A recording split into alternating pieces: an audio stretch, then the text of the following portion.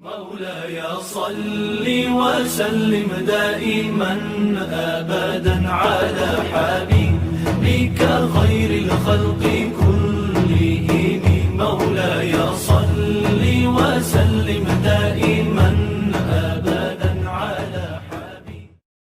I think I wasn't clear if I'm enjoying the power of controlling all of these people, or if I don't understand why kids look at me frightened. Why are they running away when I'm walking into the street? Before my service, I work as an educator.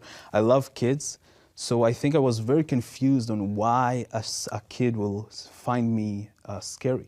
You know, I realize now in perspective, it got to do something with the fact that I have my boots on, my uniform, my helmet, my 6 packs of ammunition, my 2 hand grenades, my M16 in my hand. But I didn't realize that at the time. And I really couldn't understand that. And I think in a very rapid pace, I realized that my job is actually to maintain an apartheid system. Very early on, I understood that the rights that the Jewish settlers have are not the rights that the Palestinians have. I understood that I cannot touch a Jewish settler if he is attacking a Palestinian. The best I can do is call a local police department to come handle it, like I would do at home in Jerusalem. So these Jewish settlers that live in Hebron are living under the same rights that I live in Jerusalem, but the Palestinian next to them, next house over, next building over, sometimes next apartment over, lives under my rule, my military rule. And I can do whatever I want with him. I can take his home as a temporary base for a few hours to a few days to a few weeks. I can decide that I'm arresting the people of the house and tying them up to the fence of my base.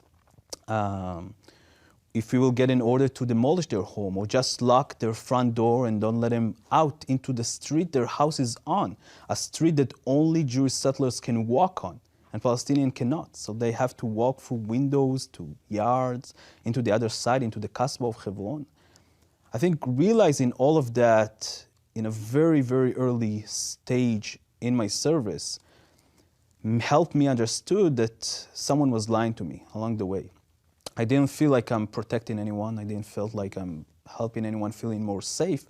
I felt like I'm terrorizing people. I felt like for the first time in my life, the boundaries between good and bad that I learned as a kid, and obviously I learned that I'm on the good side, was broken.